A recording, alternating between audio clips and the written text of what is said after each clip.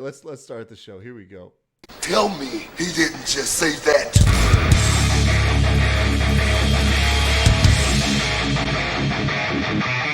Oh, this is the wrong fucking intro. Oops. Let's do this one. Hey, this is Brett the Hitman Hart, the best there is, best there was, and the best there ever will be. And you're listening to the Smacked Raw podcast.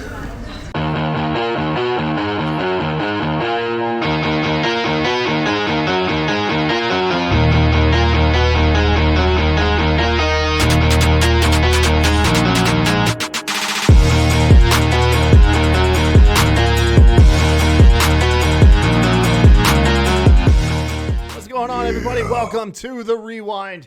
It's that weekly wrestling show where we take a look back the latest week in wrestling and inside and out of the ring and say whatever the hell we think we're feeling. Anyways, sorry guys, we're just coming off of like a really weird episode on Lee's show, Perched on the Top Rope, where there was a bunch of man nips.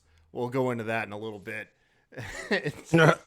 And I just got done showing RN and Lee this elegant, artful, tasteful piece of modern music called Homie Hopper.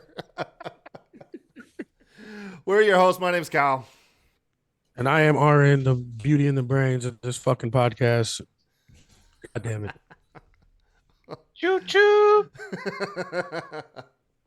Oh, man. If I seem like I'm taken aback, it's because I make fucked up videos. Yeah. And Kyle just showed me some shit that I'm not as bad. It's just not as bad as I thought it was. All right. Articulate what we just watched, man. Well, we just watched a video of she was racially ambiguous. I mean, I might have been a white girl with braces. That girl is white. That girl is white as paper, man. I'm gonna have to do some research on her, but seriously, the song is called Homie Hoppers, and she's talking about how she bangs all the guys in the crew. I think the artist's name is PP Cocaine. I want to say that's why the algorithm is sharing her shit, is because right now everybody's talking about Cocaine Bear, and what if her shit's just getting lumped in there? Actually, you know what? I have heard of her. Like, I didn't know that's who it was, but I have heard that name before. PP Cocaine. Yo, that shit's fire. Yo. It looked like she cast my son and all his friends for the videos. Dude, it's so wrong. Guys, go look up Homie Hopper by PP Cocaine. I don't think you're gonna be able to watch this on YouTube though. Like, I found it on Facebook.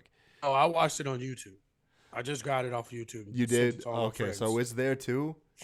Oh, it's on YouTube. I literally just sent it to all my friends. Oh my God. I put it in our group chat immediately. Yeah, Lee is Will is typing in the chat PP Cocaine. Yeah, no, but just two letters, like the letter P. PP Cocaine, all one word. He says, or being peed on. It's a fucking weird ass intro, everybody. Thank you for watching the show. We shoot these live, usually Tuesday nights, 9 p.m. However, this is Thursday. We're shooting a little bit later in the week. We're going to talk about some Revolution stuff.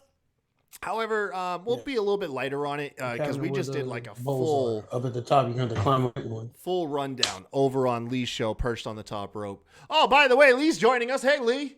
What's up, man? Hey. What up? Choo-choo. Ooh, show hopping. Choo-choo.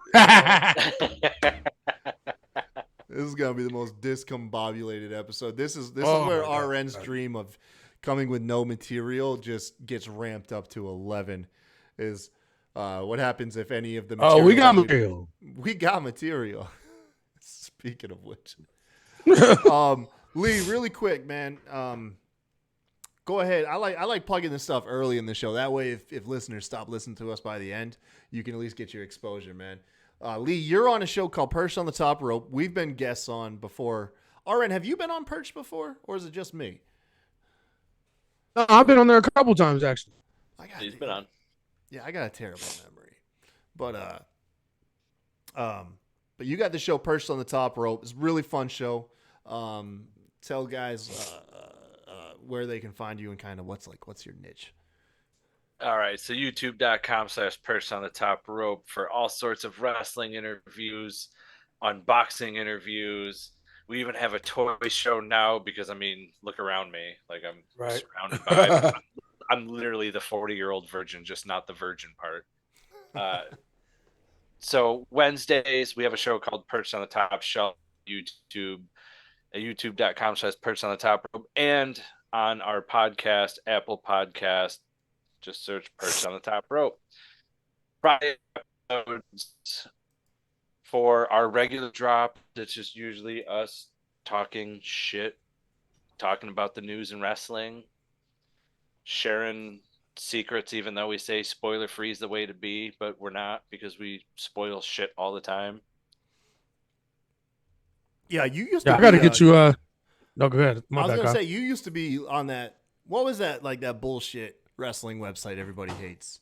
Weren't you part of that thing? Yeah, What's it called again? Ringside News. Ringside News. Yeah, you were on that bullshit. Fuck you, Lee. What the fuck were you doing on Ringside? I wrote for Ringside News, the Sportster, the Richest, Sports Kita. I was there for all. I was at Sports Kita for a few years. Ringside News, yeah, the one everybody hates for Steve Carrier, like totally just went AWOL again, and then. Wait, what happened with Ringside News? Why does everybody hate them? Oh, because he goes like AWOL on everybody, the owner. Sarcasm. I think if I could paraphrase, I think what is it like? They just spent like they what are they known for? Like a lot of like heavy rumor spreading and yeah, like low hanging they're fruit like stories. The National Enquirer. They're like Right. the National Enquirer. Like the news I did was news I actually found and knew it was like true because like I'm friends with like a lot of wrestlers on Facebook, so when I see them actually posting on there and I can confirm it, that's how I was doing my news.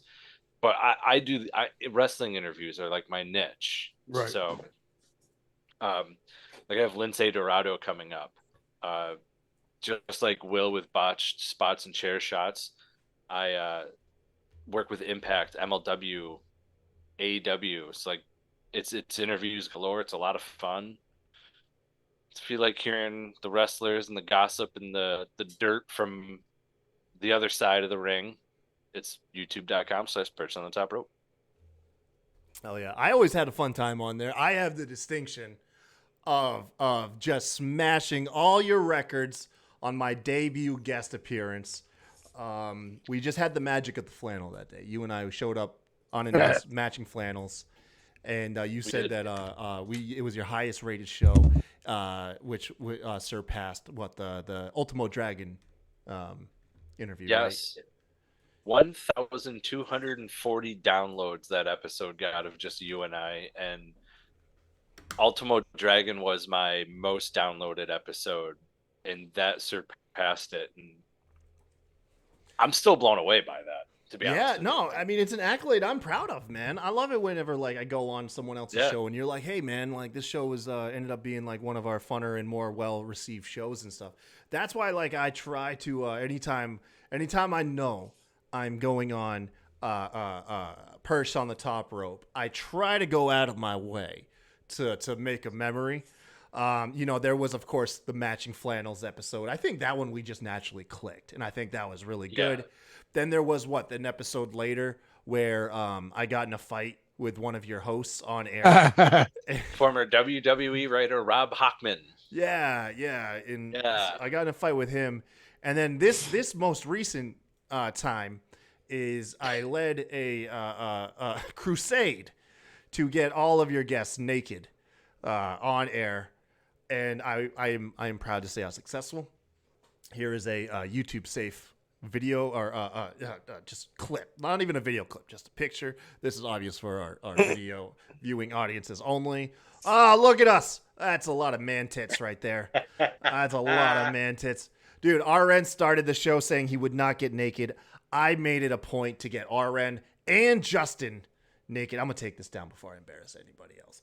But, so. When in Rome. Dude, when in Rome. The only thing is, it's just like, what do I do next? The next time I appear on your show, like that's the thing. I'm gonna have to figure something out. I'm gonna have to learn how to like ride a unicycle or something. This is gonna be a very dangerous gimmick. That's gonna be hard to live up to. This is gonna be like the Kofi gimmick at Royal Rumble. It's like, how do I just keep outdoing myself? Facts. Yeah. So Yep. it was a fun show, man. We all talked about our AEW Revolution sort of feelings, hype, predictions, Grades. yeah, rage. I feel like I was the only pro AEW guy out of the 6 of us. Absolutely. Yep. Stan. Yeah, Tears man. don't come, I wonder why. Look, I give the honest critiques, man. I know you try to blow it up, but I mean, like I'm just like everybody else. I say Listen, if it's you're the lacking fucking give- gimmick, Kyle. You're the AEW stands. Live the gimmick, Man, bro. it's my see that's where I go wrong trying to be rational. On there, you know? But anyways, No, I mean, let's be honest. Like nobody was like overly bashing him. Like, and we all gave the fucking pay-per-view a passing grade. Well, we think it's going to be a passing grade. well, he So said it's he's like gonna take a piss break during the fucking Texas Death Match. That's like That one was of a the little- marquee matches. that was a little excessive, but I mean, I understand the meaning behind it and what he's saying. Come on, man. There's 3 matches on this card that we have seen multiple times already. We've seen one, literally Hangman Page and Moxley. Did we not see that match on fucking AEW Dynamite? So we give it like a theme, and all of a sudden it's got to be like the co-main event to a pay-per-view. You think it'll be You the already co-main? gave it away for. You've given it away for free. Why would I Right. pay to see that again? You Yeah, and gave isn't it the away appeal for of a free. death That's like match is that Hogan you and might see some Goldberg in blood? WCW. They gave Goldberg and Hogan for free when that should have been a pay-per-view match. If That's you true. give me this, you give me this already on Dynamite. I don't care that it was a regular one-on-one match or whatever. Yeah. How does I've seen it already. the death match really differentiate itself from their current matches? Because I will say this. Moxley in a death match just feels like a Moxley match anyways. Like, you know, like, I mean, Yeah. Right. That's my thing. Is like, okay, it's a death match. So is we're gonna see some light bulbs and shit? You know what I'm saying? Nail beds. Like, are we gonna see a death match or is it just a fucking no holds barred match? Like, Lee, you pay attention, I think, to like older wrestling, don't you? Yeah. What differentiates a Texas death match than say like maybe like another death match?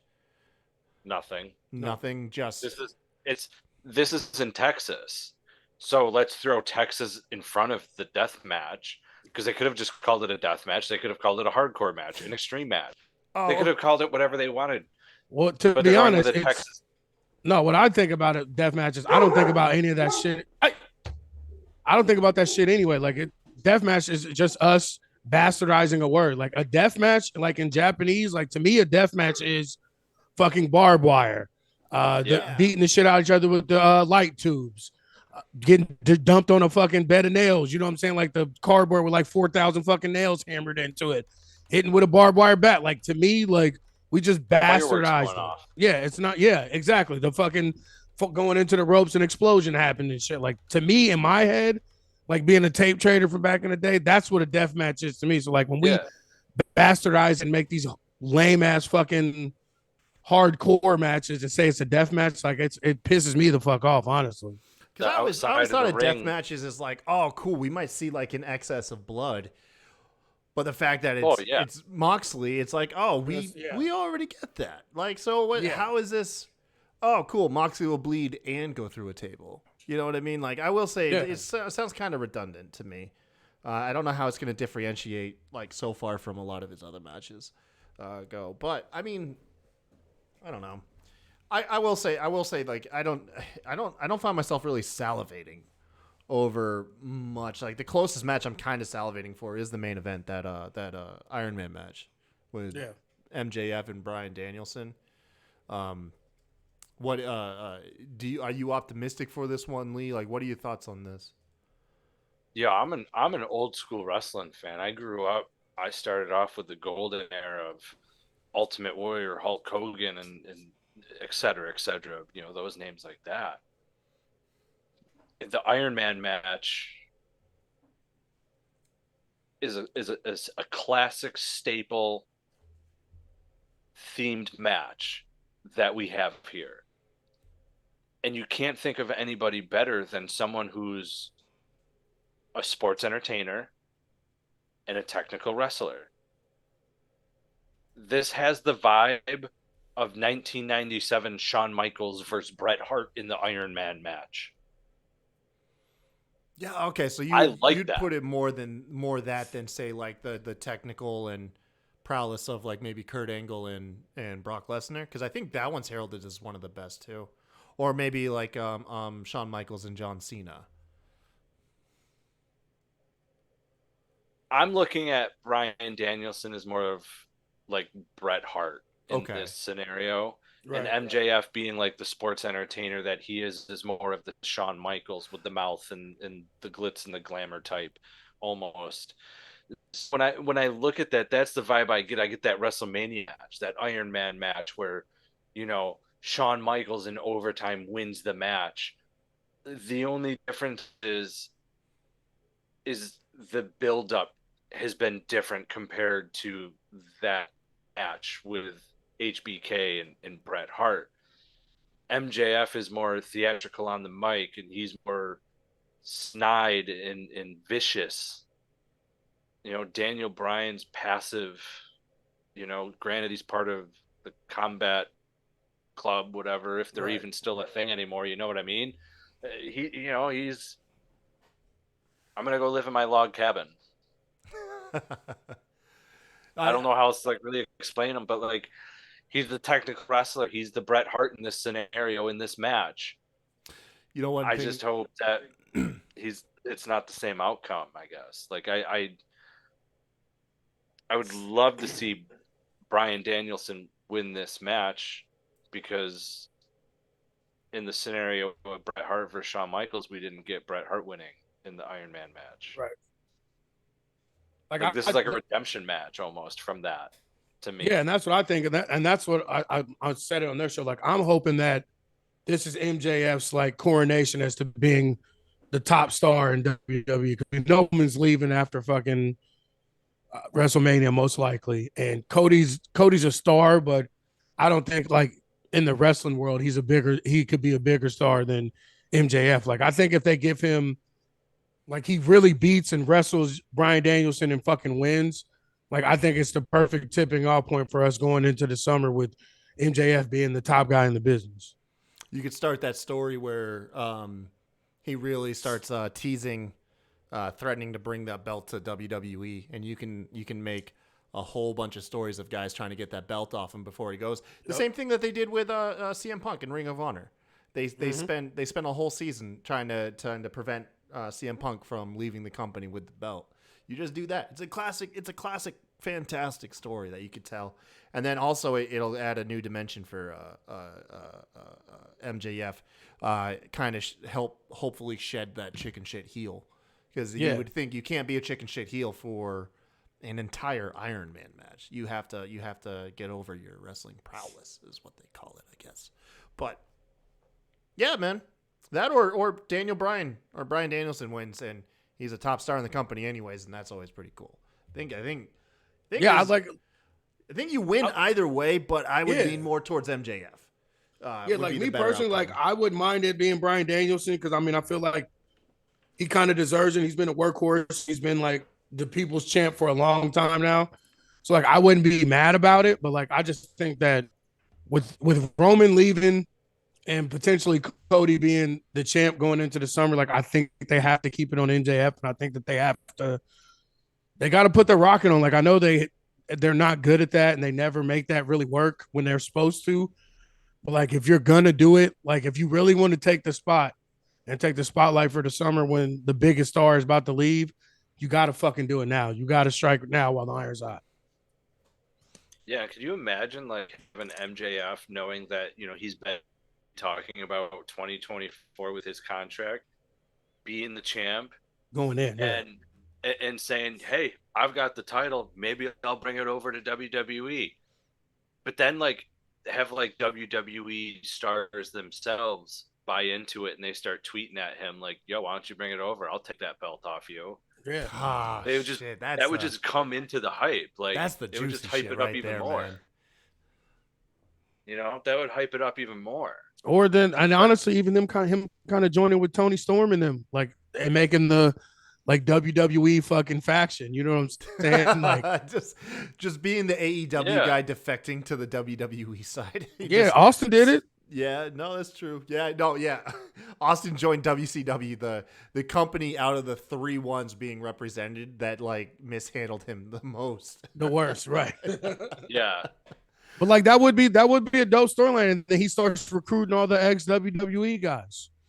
Yeah. Oh, yeah. MJF is the leader of a WWE, ex WWE faction in AEW. Fuck yeah, dude. Like, I'm going back. You guys might as well come back.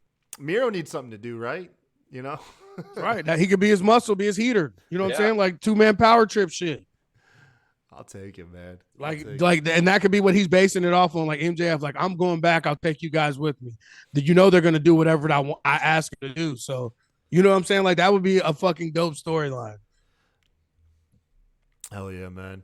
I think it's gonna be fun. I mean, the show is already gonna be like I said, it's AEW. It's everybody knows this by now.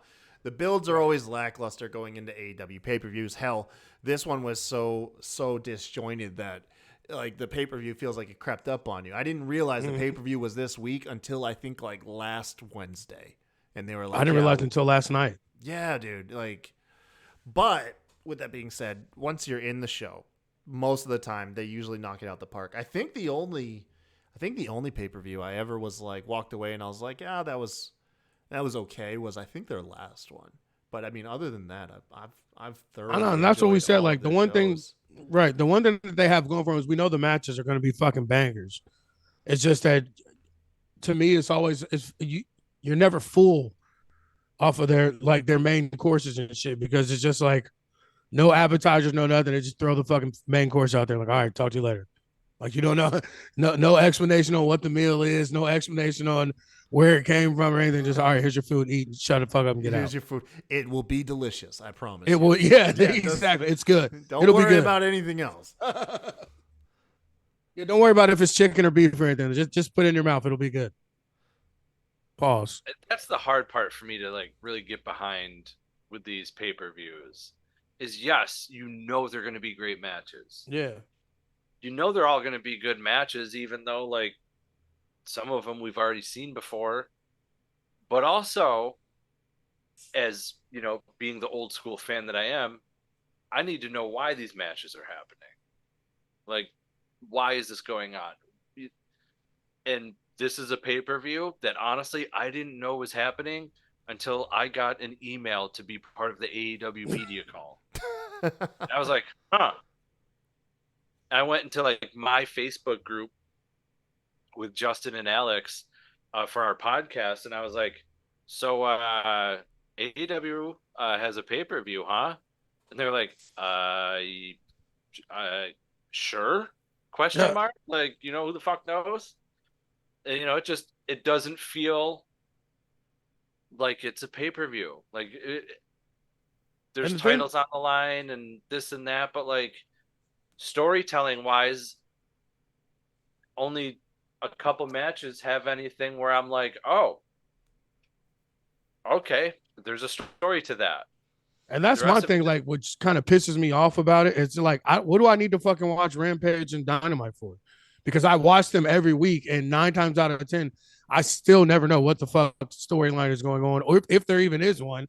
And like, why should I be invested in any of this shit? Like, I might as well just wait and not watch it at all and just watch the pay-per-view. It's like at least WG, like and things like that, where there's like one-time shows and have anything like, yeah, there's sort of a storyline that they play up to you, but like, you know, going in, there's no real build for this shit. It's just we're watching it because this is a dope show and these are dream matches and the indies that we never get. Like, if AEW presented itself like that, I would feel a little bit better. But when you got 9 weeks of shows for a pay-per-view that nobody even really knew was coming, and we still don't know that the why to 90% of these matches, you know what I'm saying? Like, it kind of pisses me off for sure. No, that's the other thing too that makes it even harder. Like, the honeymoon phase is clearly over with them.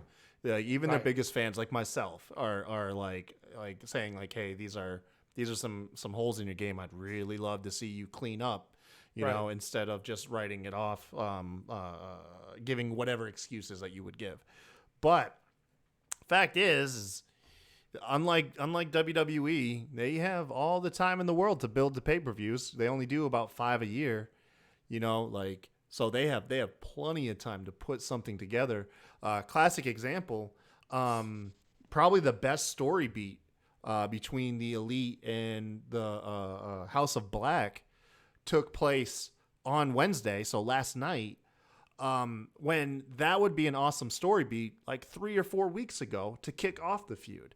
Instead, it looked like they kicked off the feud literally days before the pay-per-view starts, and where the lights went out and they jumped them and stole their titles and cut an awesome. Which, by the way, House of Black, just from an aesthetic standpoint, looks fucking fantastic in that down light, and holding those titles. Oh, $1 million.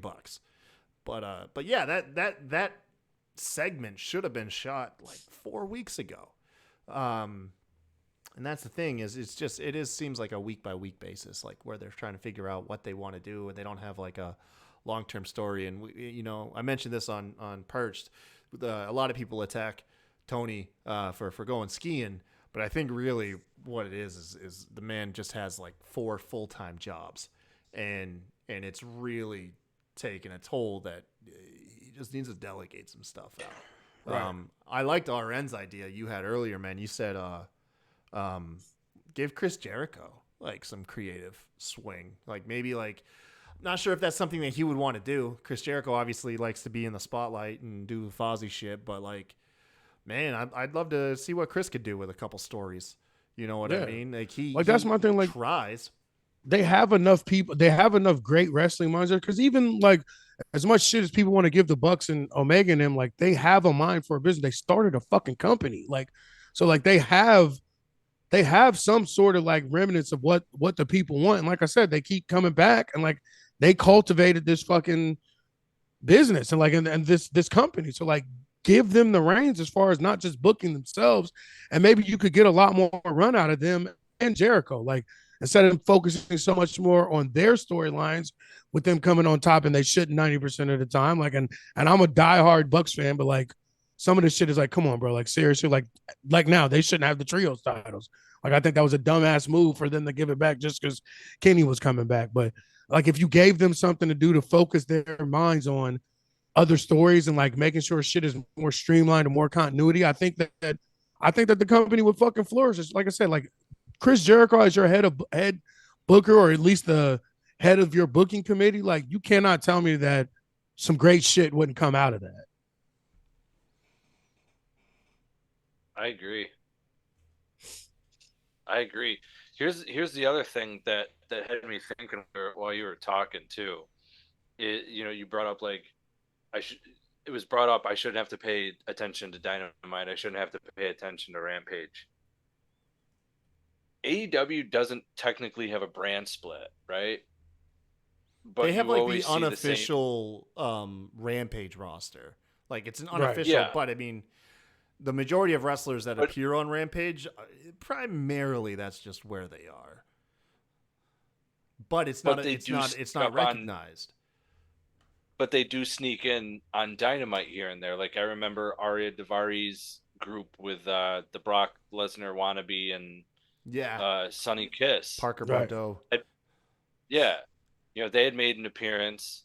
You know, and then now they're primarily a Rampage thing. But then, you know, when they randomly appear on Dynamite, it's just kind of like, when the fuck did that happen? Yeah, like who the shit? What are they doing? And he's not even with them, and now he's with fucking Swerve. Yeah, he was Swerve with that like MLB player, like these two really tatted up white boys. Yeah. So like my question is, was any of that explained? Why, like, as far as leaving Daivari's group there? Like, did they do any of that, or I think what they do is, in what often people criticize, is any little bit of storytelling. It's all broken up, and you don't know what you're supposed to pay attention to. You don't know if you're supposed to pay attention to Dark. For a while, you had to watch Being the Elite to catch certain story beats. Is like, I don't think they've ever had like a laid out solid source. It just feels like the story is pieced together like by like the most subtle commentary explanations, and you have to try to watch literally, what is that? That would be like 3, 4, 5, 6 hours maybe of AEW and that's what I'm saying.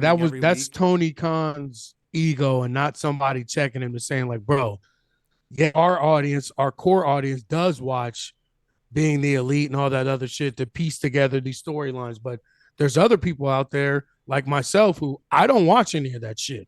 I only watch Rampage and fucking Dynamite. So like when you have a whole ass storyline that's happening on 2 other shows that I've never seen, and then you present it on Dynamite, and I'm like, well, where the fuck did this come from and what did this happen? And like you said, the commentators try and throw a few little story beats out there during the match, but it's still like, when you go and look or catch a clips of it on fucking Elite Dark or whatever, or Elevation, all that, you see that it's actually not that bad of a fucking story and it's actually dope, but I'm not watching it. Like I wouldn't know to watch it. Like if you mean, like if it wasn't for you, like if it wasn't for you telling me that on some of these beats happen on other shows and me going back and checking out, like I wouldn't fucking know. And then, like I said, sometimes some of the stories are actually dope. Like why aren't you putting that on Dynamite, not hiding it away on a YouTube fucking channel that no one really watches? Like, like you said, it's too disjointed, and there's no like real fucking continuity. It's like it's like the DC movie universe, bro. Like it's just a bunch of shit they got out there. Yeah, I had that realization, I think, for the first time back when John Silver had his first like interview, and he was being like the Johnny Hungy character, which on Being the Elite was super popular. Like there was a time where like the Dark Order were the funniest fucking things on that YouTube channel, and if you were in it, then you got the joke. But then I remember watching like his first interview, and he's cutting it as like that Johnny Hungy character from YouTube, and nobody in the arena reacted. And that's when I realized, I was like, oh shit, like the people that watch that YouTube is a very, very small niche portion of the audience. Half this arena probably doesn't watch the Being the Elite little YouTube channel. So this just looks like the Dark Order character, which was a really dark, kind of like just menacing guy. Like, why is he coming out acting all like over the top and comedic? Like, it made no sense. And that's when I realized, I was like, they might have a problem with where these wrestlers are getting their popularity. Like it looks like it's like, if you want the audience to know who you are, you're gonna have to do it on Dynamite. Like trying to build your following on Dark or Rampage is just not gonna do it for the majority of the AEW audience.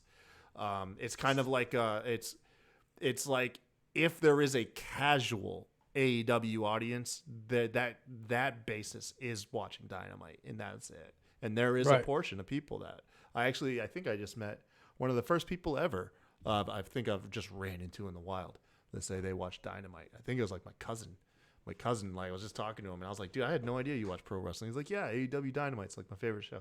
It's like, you fucking serious? Yeah, like I got a bunch of my buddies on Facebook and shit, like I had no idea. They always come to me asking me shit about Dynamite because they catch it, like especially like basketball season, because they advertise it all the fucking time during NBA games and shit. So they catch it, and they're like asking me to catch them up on like the storylines and what's going on. I'm like, I don't fucking know, bro. Like, you know what I'm saying? Like, I can tell you who each of the wrestlers are and like what their shtick is, and like, you know what I'm saying, like the dope shit you should look out for. But like, I can't tell you about a storyline on Dynamite. Sorry, bro.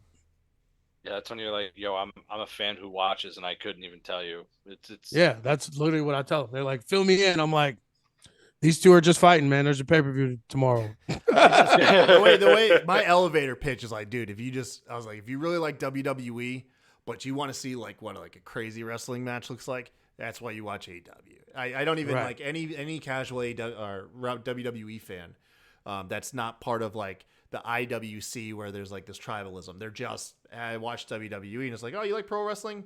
You should check out this show. And yeah, the way I pitch it to them always is like, just the matches you watch are going to be crazy. I'm never talking. That's what I tell them all the time. Like, if you're really trying to get into it, then watch WWE. But if you just want to see some dope shit, like it's going to make you say, well, oh shit. Like fucking Commander. Commander last night. Did y'all see those spots Commander was doing in that fucking ladder match? Jesus Christ. Running across. That's what I said. Like, yeah, just tune in, bro. That's it. Lee, did you watch AEW last night?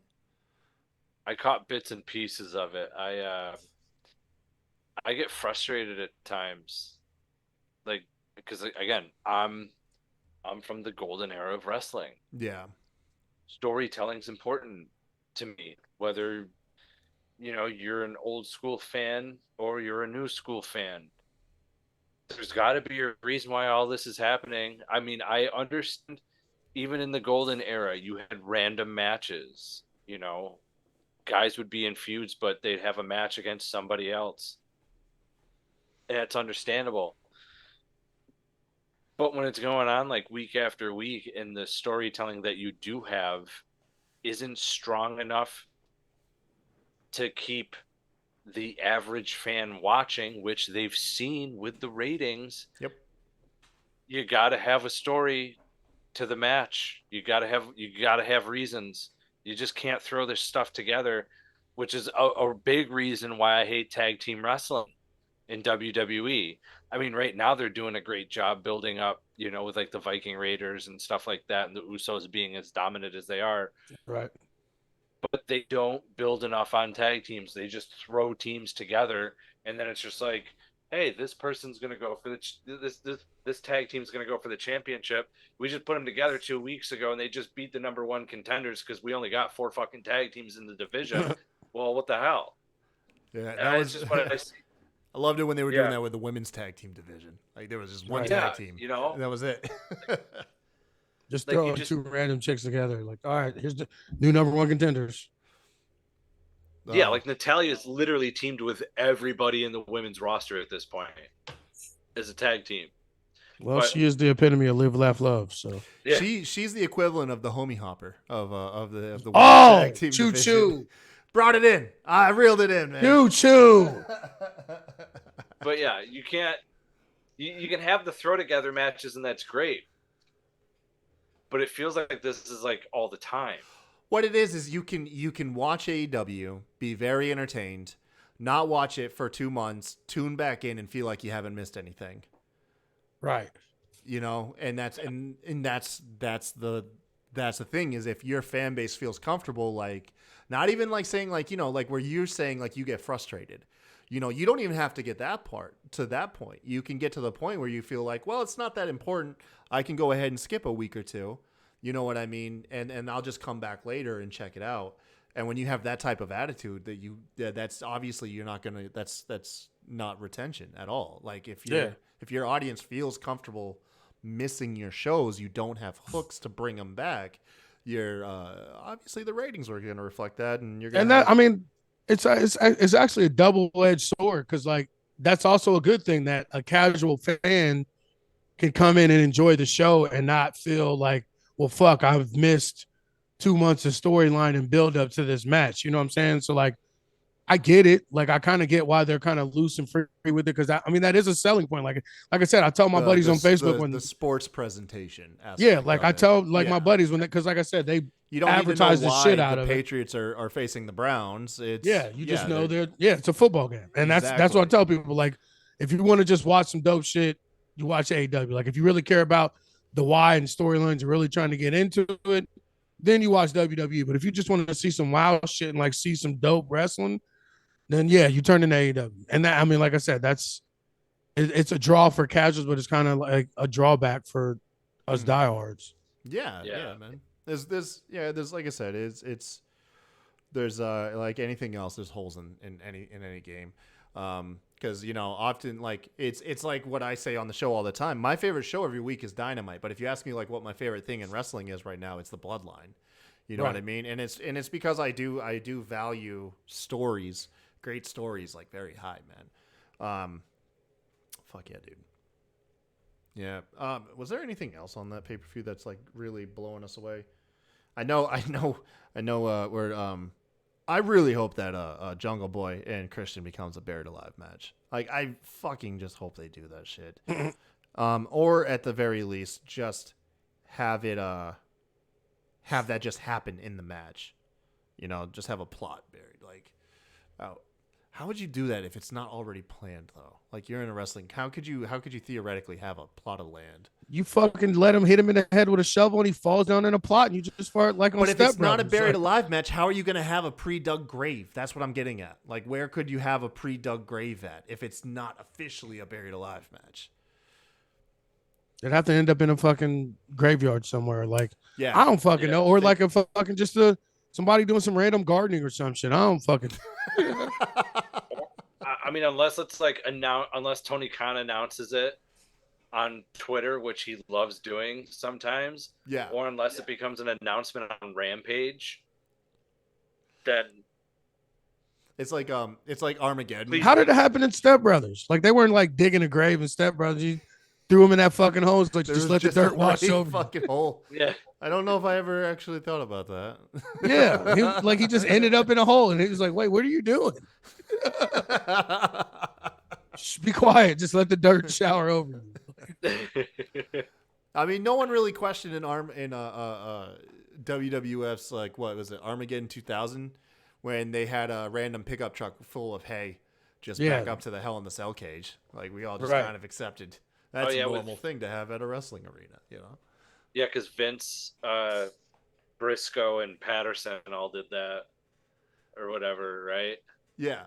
With the truck, yeah. With the truck, they brought out the truck. They just had a random truck full of hay. Just ready to go. It's still one of the craziest bumps, though. Rikishi taking that choke slam off the cell. It's not often people go off the cell. Like who's all gone off the cell? You got Foley, Rikishi, and and fucking Shane. I think that's it, Shane. right? Yeah, I forgot it was Shane. Yeah. Oh no, Shane's done it twice. Oh yeah, because it was with Kevin Owens and or Sammy when I'm pulling him out the way. Yeah. Yeah. You know what's also another insane bump that almost nobody remembers is Kevin Owens had a cage match against fucking Braun Strowman, and Braun yeeted him from the top of the cage through one of the commentary tables. One of the sickest bumps ever, dude, and almost nobody fucking remembers it because I think it was like on a random episode of SmackDown. It was nuts though. I have nightmares about that shit. That looks so dangerous. That's up there with the Mick Foley one. I'm telling you. Yeah, Christian in his fucking Bond villain turtleneck. I fucking love it. I love it, dude. Jess asked me. She's like, "Why the fuck is he wearing a turtleneck?" And I was like, "He's a villain. He's like a Bond villain. Look at him." I literally went and bought one. Not even lying. Yeah. Swear to God, I got a black one and everything. No shit. I bought this shirt just for Lee's show, just to take it off actually. Just to take it off. I bought this whole ensemble because it was easy to get in and out of because I was preparing to get naked. That's gonna be so weird to our listeners that haven't watched that show. No, let it rock. Yeah. Yep. No explanation needed. They gotta go watch the show. You're recording all this, so I definitely want the clip like at the end. Oh yeah, I'll make sure Alex clips it and sends it to you. Yeah, not so much like the outro part though, because like I said, that more or less when we were all just sitting there naked, that kind of just felt like I said, hanging out in a hot tub after the bubbles go off. Like that part was a little weird, but yeah, everybody's stripping. That was good shit. I mean, it was all weird. Let's just call a spade a spade. Yeah, I like weird, man. Yeah. That's where I live though. I live in fucking weird. And Lee's weird. Lee, you're sending us like fucking pictures of Chia Pet. Goddamn, like strap-on dildos and shit. You know? Oh shit, I forgot about that. Yeah, fucking. That's why me and Lee vibe, bro. We live in the weird. Lee just. Yeah, I got another one. I'll send you for a Dr. Pepper one. A Dr. Pepper, Dr. Pegger. Dr. Pegger. Yeah, dude. Don't ruin Dr. Pepper. That's my favorite soda. Don't ruin it for mine me. too, man. Right here. Oh shit, Dr. Pepper. My favorite.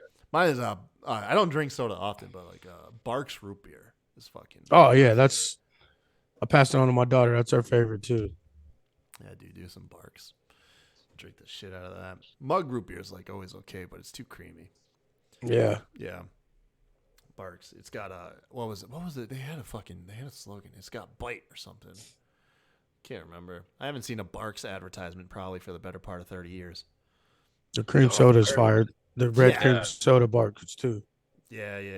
You can't go wrong with cream soda though. That's the thing. That's No. why I don't like mug root beer. Like it doesn't know which lane it wants to go in. Just fucking go to cream soda, dude. That's like a root beer float. Yeah, without the ice cream though. Once again, Yeah. Once again, you gotta fully commit. You can't, you just gotta go all the way. Yeah, we knocked him out. Allison says A&W. Fuck you. All right, that's like my my grandpa's root beer. A&W's cream soda is fire. That's actually what I think of when I think of cream soda. Is A&W Right. cream. Yeah. Oh man. Fuck. What was I gonna say? I was gonna segue this soda conversation into something. I can't remember the shit out of it though. IBC. Fuck what's IBC? The ones that come in a glass bottle. I don't even know. Y'all remember when you could if you had a Pepsi, you could win shit? Yeah. Man, I miss those days. Like you fucking take off a Pepsi bottle, a Pepsi lid, and it's it was always you were like, dude, I could win a fucking car. I win $1 million, and it's you get a free Pepsi, and you're like, fuck yes. Better than nothing. Yeah, it was that. What else, man? They had what the what about the did y'all ever was this like a nationwide urban myth, or was this just my pocket of circle of friends and family? The Tootsie Pops. If the Indian was shooting the star, you were supposed to get a free Tootsie Pop. Did you ever hear that myth? No.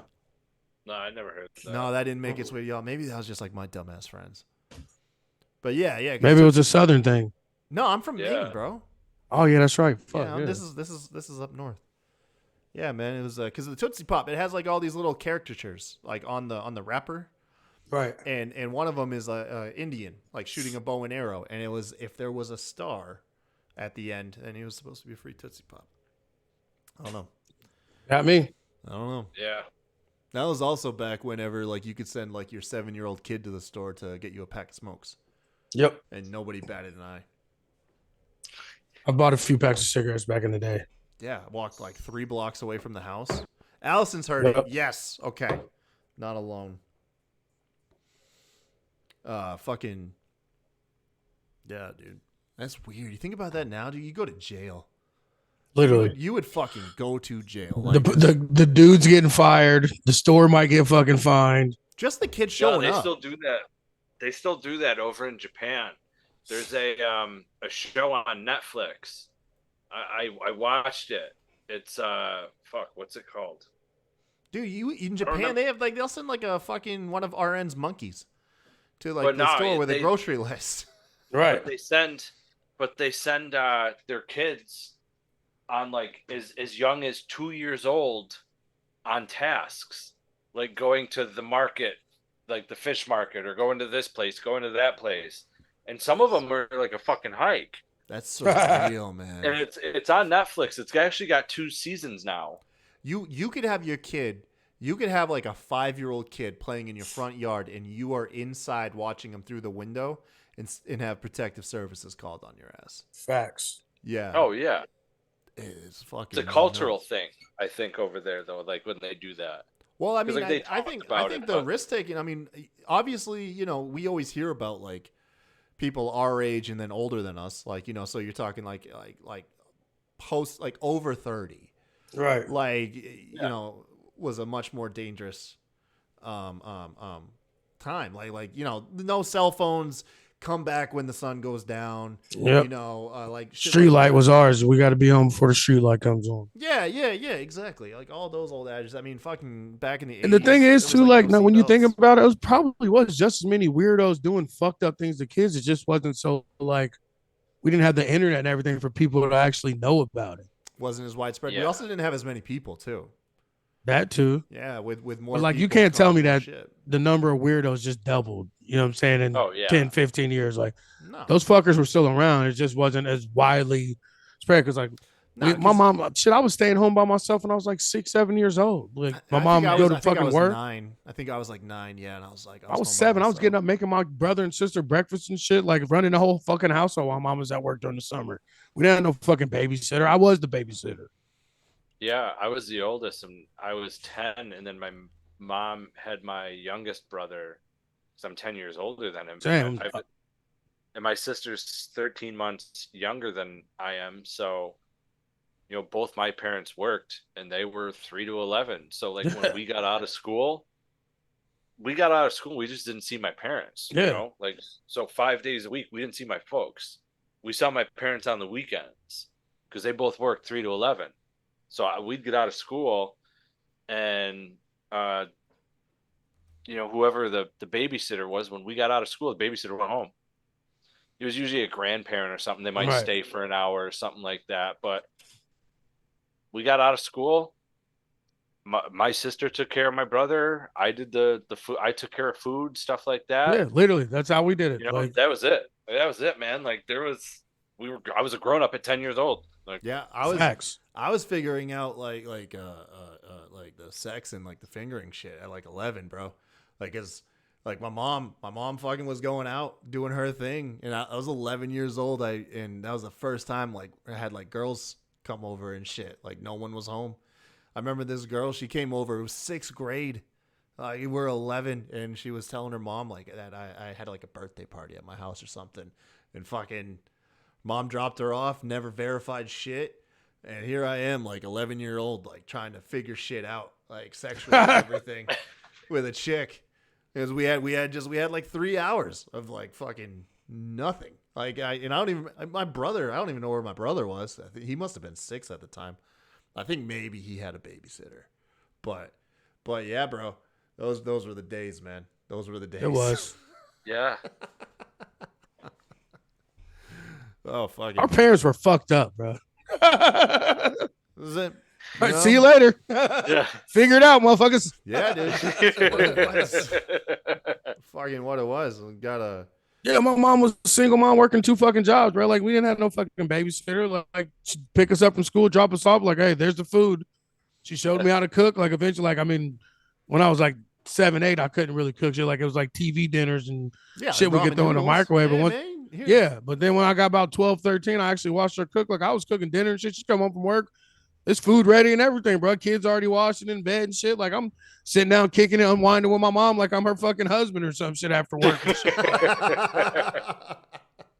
It got to the point, like, when I was like 15, like, I didn't even stop hiding. I was smoking anymore. Like, I just told my mom, look, motherfucker, you left me here with your kids all day. I'm not going outside and sneaking, bro. I just lit up a fucking cigarette right there. When we sat there, she drank her wine, smoked her cigarette. I smoked one too. It's like, all right, I'm going to bed. Like, I was like, fuck it. Fuck it, bro. I'm not hiding this shit. My parents were so loose with me. My aunt tried to kidnap me when I was a kid. I was because like I lived in this like low income neighborhood, and it was kind of like almost like city blocks, you know. It's called the projects, Kyle. There you go. That's a good one. It's called Old K Part in Bangor, Maine. And my parents always had this system. They didn't care how fucking far away from the house I got. As long as I could check in 30 minutes. They would call it. Look, this is how young I was, because my only reference of time was an episode of Barney. Come check in after one Barney. Like that, and that to me told me, like, you know, that was like how I figured out what 30 minutes was. And yeah, so I'd get like super far away from the fucking house because I had a bike. You can bicycle really fast. Hell yeah, bro. In 15 minutes. You know how many times I done bike for some pussy, bro? But I'm talking about miles, bro. But I remember being like on the outskirts of the neighborhood and about to go into like real city Bangor, and my aunt caught me on the side of the road and was like, you know, go home. And by the time I pedaled home, like she and her and I think her friend were having like a full on fight with my parents, right? Just yelling at each other as I pull up. And then my aunt turns to me. She may have been drinking, I don't know. But she was like, Kyle, don't you want to come stay with me? Don't you want to come stay at my house? You know your cousin Ryan, right? Don't you miss Ryan? Come on. And she was like trying to coax me into her car and kidnap me from my fucking family, man. No, man, I was just trying to ride to go get some fucking cigarettes for my mom. Relax. Apparently, she wasn't like the only relative too. Like, apparently, my parents were like really fucking rough and loose. Because I had another relative, like an uncle. He didn't do anything extreme like that. Just later on in life, he was like, "Hey, look, you know, I was seriously considering like adopting you when you were a kid." God damn. Yeah, I was like, "Really?" I was like, "Why didn't you?" I was like, you saw how everything turned out. Like, why? It's like, that's even more heartbreaking. All you did was get to considering it. But, playing, man, it was all good. Everything is the way it is for a reason. I have a lot of great stories now because of my loose parents. A lot of my skills I learned was trying to fix the house up after me and my brother tore some shit up, trying to get it fixed before my mom got home from work. So I'm excellent at cutting drywall. There you go. I replaced I remember I tried to kick in like my parents' door because my brother locked himself in and I was trying to whoop his ass. And yep, that's happened a few times. It split the door frame and me and my brother all of a sudden just stopped fighting. And I remember we went and grabbed like the Crest toothpaste because the door was white. And we started like rubbing toothpaste in like any white thing we could find to try to hide this giant split going down the door. The best story I ever had, me and my brother were fucking around and this idiot for some reason just wanted to fucking fuck with the flour. Like baking flour, and like he was standing on the fucking counter, like grabbing the flour out of the cabinet. I said, I scared him and said, put that shit back. And he dropped it and fucking the entire kitchen was white.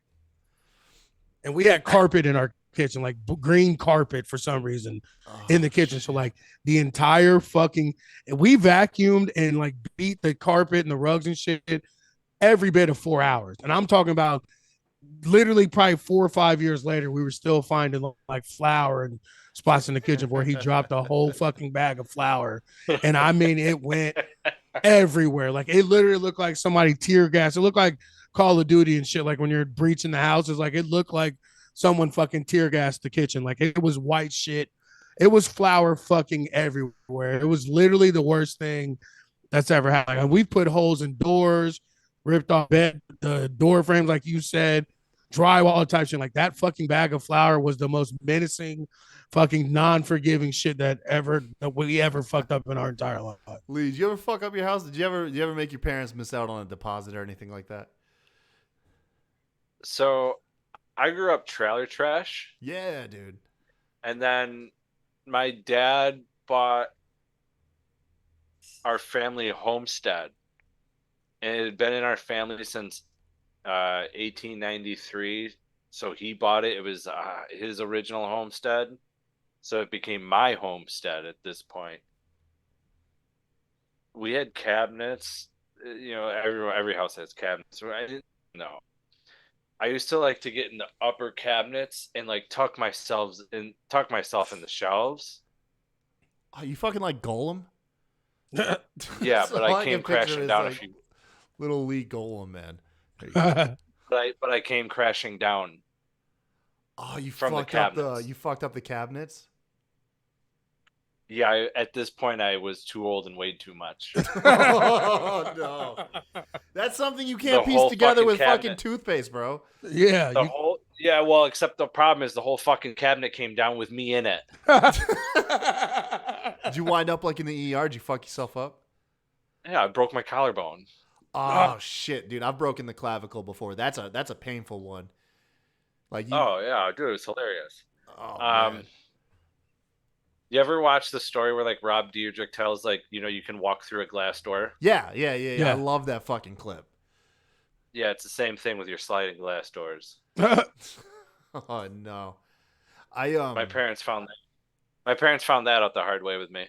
You went through a sliding glass door. One of theirs, yeah, just to like, I was in high school, and my dad had a temper, so like if you could get away from him, you were golden. Because he wasn't gonna catch you. It was a summer day, and I went I said something that pissed him off, and he fucking came chasing after me. And I was like, I gotta get out of the house. I fucking bolted. I thought the door was open. I thought I was running into the screen. I ran right at fucking sliding glass door and just crashed. I hit the deadfall. Of course, I'm like cut up and shit like. Oh, fuck. Immediately still get up though because I know he's chasing after me. Right. Yeah, you can't accept it. All of a sudden, and my dad can yell. the whole neighborhood heard us, where people came out, like the neighbors and shit were coming outside. At that point, you couldn't yell because now the whole neighborhood's like, What'd you do to that kid? Yeah, right. Yeah. Oh, like fuck, dude. they're thinking he threw me through it Right, because they right. could hear him yelling. Oh yeah, because you got the broken fucking sliding glass door. You got a bloody kid. Like, Yeah, like they thought he threw me through the fucking thing. oh shit, dude. Yeah, they thought that Yeah, he so- yeeted you like fucking Kurt Angle yeeting Shane. At Yeah, like King I of was the Shane. Ring. Yeah, I was Shane. I was Shane in this one. Oh, that's but, no, fantastic, bro. I just ran and fell. I got up, and all of a sudden neighbors come out because they hear the crash, and they hear him, "You motherfucker, wait till I fucking catch you." You know, and I'm like, "Fuck, I hope not." I got one. My mom was a tiny woman, like 5 foot, even 90 something pounds. Like I was bigger than my mom by the time I was in like 5th grade. And like, Yeah, but she could whoop your ass. right. Though. And I was feeling myself one day. Like we were in the bathroom and like she had said something. I walked away. I was like, bitch. And like that bitch could hear a fucking gnat fart. She fucking heard me and I was like taking a piss. And like the way our bathroom was, like it was like the toilet was kind of like in a little cubby. So like I'm literally done taking a piss, flushing the toilet, turn around, and she fucking Roman Reigns speared my ass into the wall. Like I went into the fucking wall, like huge ass fucking hole where this little fucking pipsqueak fucking woman, fucking 90 pounds soaking wet, fucking literally Ricky Stark speared me through the wall in the bathroom. And I'm like literally, and I was like, what the fuck, mom? And she had to like pull me out of the hole in the thing. She was like, good thing you guys are good at fixing drywall. That shit better be by the time I get up. And I literally, me and my brother was up all night patching a fucking wall in the bathroom. I'm talking about she put me through the wall. Like it was a hole. It wasn't like it was some little hole. Like my ass and like lower body and back was like in the fucking wall in the bathroom. Fucking hell, dude. I don't know why it maybe because it's like fucking with family. It reminds me of, I think, like the greatest prank I've ever pulled in my life. Like I love pulling pranks, but I will never top this one, which unfortunately, like the only person that was around to enjoy the prank is me. But I will never be able to top this prank. What it was is at one point I was living with my aunt, and it was my aunt's trailer, and there was 6 adults that lived in this bitch. You had my aunt, no, 5 adults. Excuse me. You had my aunt in the master bedroom. There was a little small, tiny like center room, and that was where me and my uncle shared a room. And then my dad and his girlfriend were in the other end of the trailer at that room. And my dad's girlfriend was like the fucking nastiest chick. I hate to follow up like calling her nasty with talking about her weight, because it's not her weight is why she's nasty. Like, right. Although she was a obese fucking woman, like honestly, maybe about 30 more pounds from just permanently being on a hover round. This woman was a fucking whale of a human, and she had such nasty habits. Like, I remember we would smoke weed, and like the weed would be like on the coffee table, and she would just prop her fucking bunion covered foot on the coffee table and start scraping away the dead skin, like right next to like naked piles of weed and shit in front of people. She'd like walk naked to go use the bathroom. It was disgusting. But yikes. Yeah. So with that being said, because that's leading into the prank, is how revolting this woman truly is. They also left their door open like all the time. Well, they were pretty much my like sole source of like smoking weed, because I think I'm like 17 at the time and I ain't got no money, so I would always have to just smoke off of them. So I was going to their room to see if they would smoke with me, and it was only Kim in there. And as I start to peek in, like, because her bed is against the far wall, and then the door is framed, so you have to like peek your head in to see the bed. It's not within view of just coming in the hallway. And as I do it, I see this like massive fucking nude leg like on the bed, and as I like creep the view up further and further, I was only able to see it like for a brief moment. She's fucking naked, got no panties on, just fingering herself, right? Just going to town on herself, right? And in that moment, I can either be scarred or I can do what I did, which was I was horrified for a second, and then my fucking opportunistic brain cannot fucking help itself. I just turn around, walk out to the living room where my Uncle Dickie's sitting, and I was like, "Hey, Uncle Dickie, Kim wants you." And I fucking just sat and waited. And oh man, like 5 seconds later, I hear that motherfucker screaming. Yeah, dude. Kyle! I hear Kim's fucking, that's not funny. Just like, bro, I was fucking dying. Oh man, I've been reliving that fucking moment. Anytime I'm sad, I think about that prank. And I'm like, you know what? Life is okay. But, oh, dude, I love it. I'll never top it, bro. I'll never top that fucking No, there's no way you're topping that. Your fucking dad's girlfriend finger banging herself and you send somebody in to catch her. Like, there's no fixing that. Oh, no. I love it. Oh, man. That's fucking dope. Yeah, I know. That's a good one. Appreciate it. Oh, man. I haven't seen that motherfucker in years. My uncle, that is. I don't know what happened to him. We had like a falling out, I think it was. I think he went off and he was on probation and he got locked up for like breaking his probation. I think he like blamed us or something. I don't know. The guy had his own fucking issues. Oh man, I'm sorry. I'm a little flabbergasted from that story. I had to relive it, and it's hard to get out of that moment and transition. Yeah, I'm sure. Jesus. Yeah.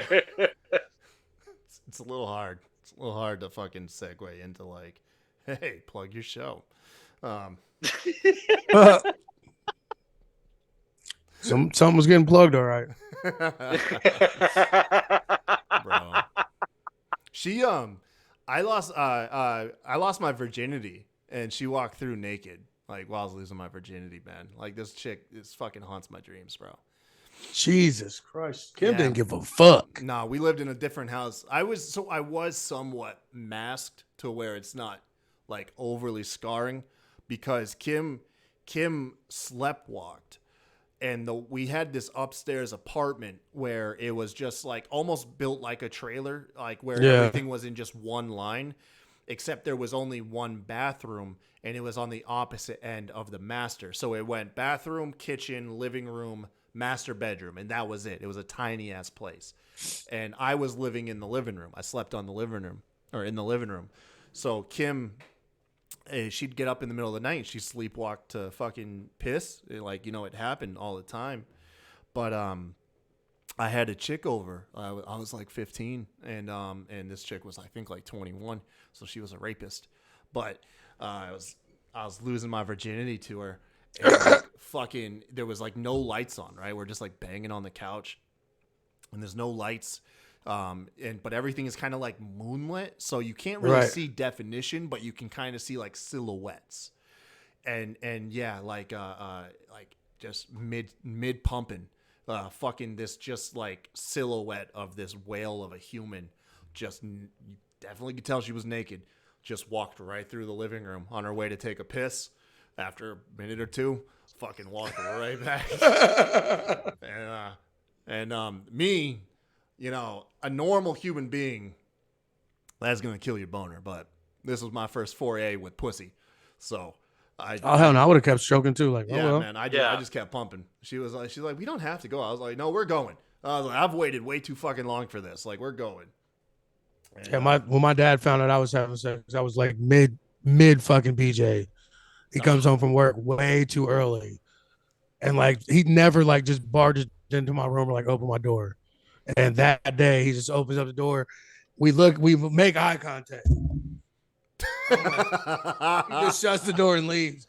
I get in trouble and I'm fucking. He goes off on me afterwards, but he at least let me finish. He at least let you finish. Because that is a man, and a man fucking knows. Yes. Because if that was your mom or any other she would have female, lost it. Yeah, it would have been the equivalent of like spraying your dogs with a fucking hose. Exactly. Yeah. No. That's a no, he fucking punched me in my fucking chest, dropped me. It was like, motherfucker. You're grounded. I was like, and then I just like, I'm like trying to catch my breath. I was like, thank you. You welcome, motherfucker. That's literally how it went. You know? Oh my god. It's fucking great. My brother. Trip down memory lane. I told yeah, you, brother. dude. Before any of us else was getting pussy, my stepbrother was, and I remember all the friends, because we all hung out in like a group of friends, and we were all fucking, like horny fucking teenagers, like 13, 14. So anytime he was getting head, or anything like that, he'd let us know. Like, because then he would let us know like what fucking windows like were available. Like, oh man, it's really weird. Like looking back now, but as a teenager, you were like fucking grateful. You're like, this is the closest thing to fucking like I didn't have to tell him, like, if my brother was a fucking pussy Houdini, like he could like just smell if somebody was getting like any window, any open door, anything. You could best believe he was fucking watching. He was a basset hound for vagina. Literally.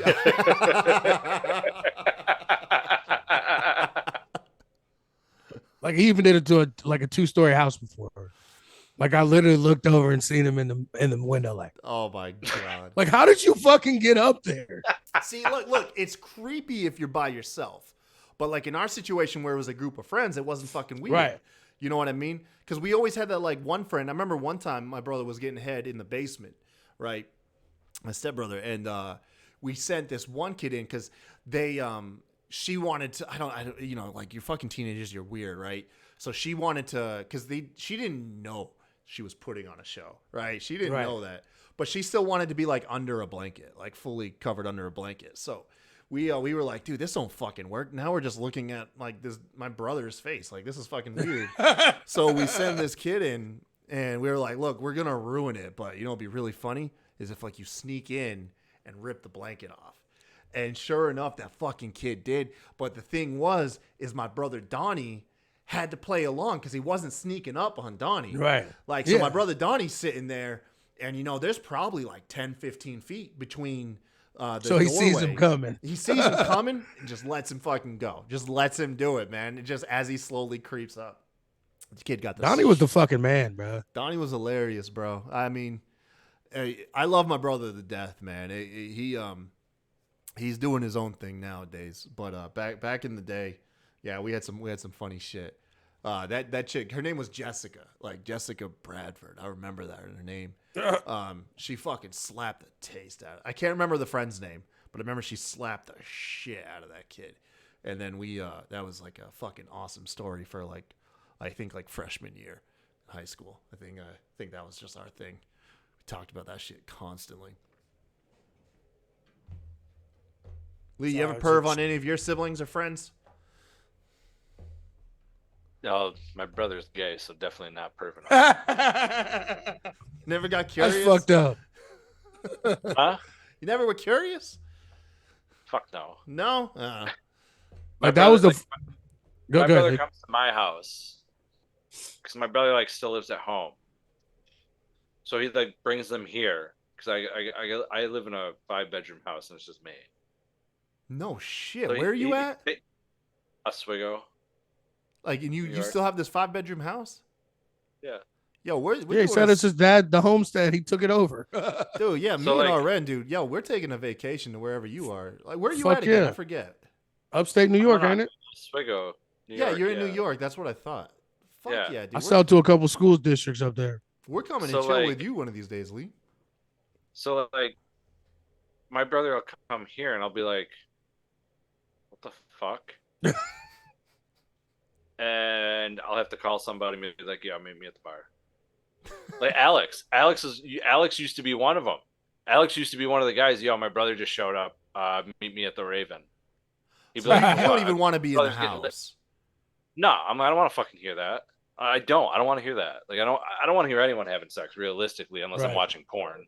Well, I Facts. mean, I know obviously You know. nowadays that I'm in reference But, when like, I'm younger, but So like that would happen. When I was in college, my bedroom was on the first floor, so all my mates on the second floor would come down if they knew I was getting laid and like pound on my window, pound on my fucking bedroom door, and then run up like fucking little kids. Like it was funny. Yeah, man.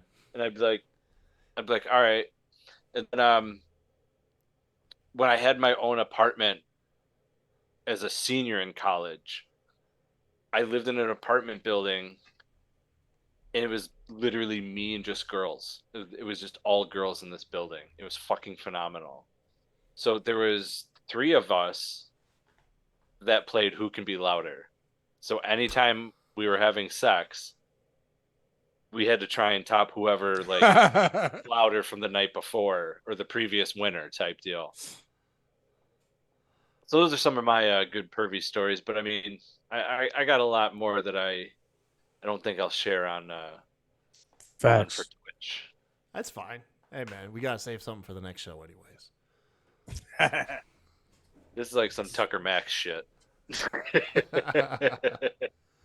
Look, man, I'm glad you came on. We obviously ran out of wrestling That's what she material said. about a half hour ago, but oh man, I had fun talking about this shit, Lee. Yeah.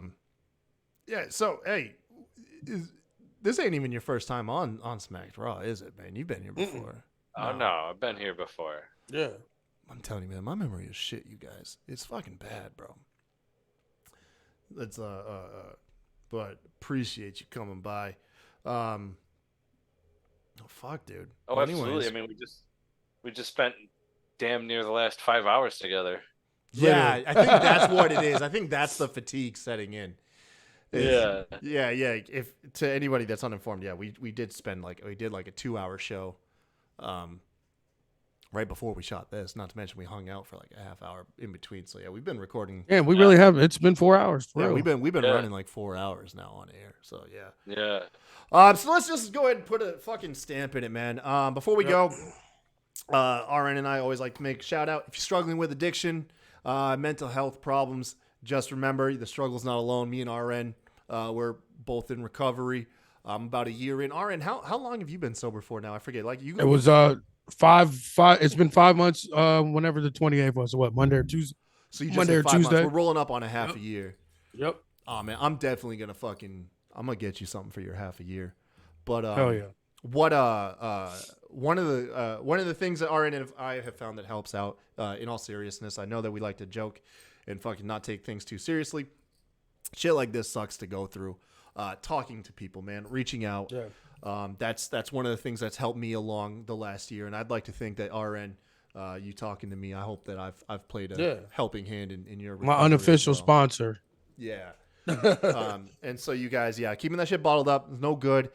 Reach out to those people around you. Like I said, you can talk to us, man. I'll talk your ear off. We literally, my favorite thing to do sometimes is just talking about drinking stories too. Like, yeah, man. But yeah, dude. Like we're here for you. But long story short, we're here for you. Like even if we don't know you, like it's always good to have somebody that you don't know sometimes to bounce some shit off of. So like, literally, don't hesitate to reach out to us. Like mental health wise, recovery wise from alcohol, drugs, whatever. Like you got people in your corner, even if you didn't know they were there.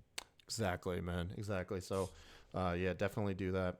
Also, on a lighter note, Lee, dude, awesome. You hung out with us after hosting your long show. You've been dealing with some you've dealt with like naked dudes, dick stories, all sorts of shit all night long. Choo choo. Yeah, fucking homie hopper. We've run you through the ringer, man. I would like to think tonight hopefully stands out in your podcasting memories. That's what I set out to do today when you told me you were going to have us on. So, This is gonna be like one of those like Mount Rushmores of shows for me. So this was a great time. Thank you as always for having me on. I'm glad you guys came on my show. That's what she said. Yeah. Beat me to it. Train jumper. Yeah, there we go. Choo choo right there. Choo choo. No, as always, man, I had a great time. It's always fun. Thank you for having me on. Don't you want? You said you do I'm sorry if I'm gonna do it poor justice, but you do like a toy show, right, or a figure show? Yes, Wednesdays, Perched on the Top Shelf just a little spin off from Perched on the Top Rope, because Justin and I are big toy collectors here, and we go to like all the autograph signings and stuff like that. Hell yeah. So I gotta hook you up with my buddy that I go to a bunch of independent shows and shit here in Ohio. And like my buddy's the same. Like he's literally the 40-year-old virgin, but not a virgin, has a wife and shit and everything. Like he has like 4 rooms of figures. And like every show we go to, like he has a figure for somebody at the show to fucking sign. Like, I mean, like it's crazy, like the amount of figures he has like in his house. Like it's dumb. So I definitely got to get you guys hooked up to you, because I'm talking about dollar. Like he orders figures every fucking payday. He's got something coming in the mail. Yeah, definitely, man. You should invite me on one time, and I'll go through like my poster collection, because that's kind of what I'm getting into. I have mine's like really grim though. I just realized, like, we realized this not too long ago, that most, like, all my posters, with the exception of like 1 or 2, is of like dead wrestlers. Now, I didn't do that intentionally. Yeah, Mox definitely. is the only one still alive on your wall right now. I got Mox, and then I have the full gear card from 2022. Okay. But I just ordered another poster that's coming in, and it's the Jay Briscoe poster. I don't know how this keeps happening, but I'm excited. Yeah, I'd love to come on and show that off. I don't know if you can spin it into your figure show, but so it's like figure and collectibles. I mean, we primarily talk the figure aspect, but it's also like the collectible aspect too, because we've talked like the WWE video games when they used to come out with, you know, certain merchandise. If you ordered the top tier, like you would get an autograph like plaque, and you would get a piece of the ring skirt from WrestleMania, whatever match that person was in, you know, a little clip and like a plaque with it.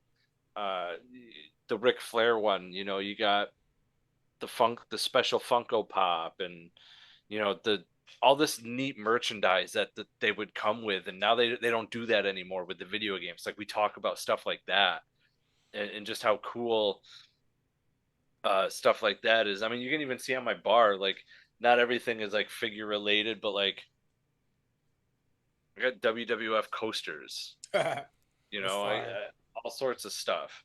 So, you know, if you collect it, come on and join the show. Oh yeah. No, I'm gonna tune in and watch, but check that out on YouTube, you guys. Tune in next Tuesday. Aaron and I will be back at a normal time on Tuesday. It was just my fault. I got wrapped up in like a couple personal projects and just did not manage my time this week. But we'll be back live, twitch.tv/SmackedRaw, 9 p.m. And then before we go, of course, RN update, Monkey Watch 2022. And also let us know what's going on with a route for Kennels and Mean Jelly Bean. Mean Jelly Bean, we just dropped our Valentine's Day video. Go check it out, Love on the Spectrum. We got a couple videos coming out here shortly, too. 4 litters on the ground for Route 4 Kennels. We got a Pocket Bully litter and 2 French Bulldog litters. Mm-hmm. Follow me on Instagram, Route 4 Kennels, if you're looking for a pup. Route 4 Kennel on Facebook as well. Mr. 8984 on Twitter. ARA 8984 on IG.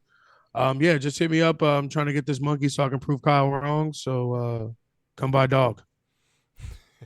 And I just realized, like, with no context, how fucked up that probably sounded, what I just said. But what? I said Monkey Watch 2022. Oh, RN talk.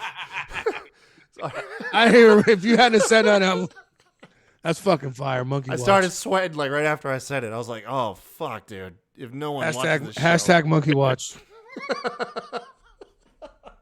Yo, thank y'all for joining us, man. Catch us next week. Y'all have a good one.